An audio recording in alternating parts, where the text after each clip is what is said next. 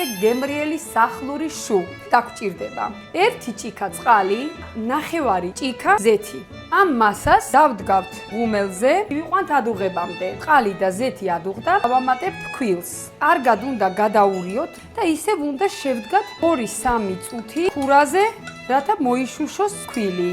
მოიშუშა ჩვენი ტომი, ეხლა ნელ-ნელა ეტაპობრივად დავუმატებთ კვერცხს. თისქიდან გამომდინარე ამას დავარეგულირებთ ჩვენ. კარგად შევაზელთ ჩვენ მასას.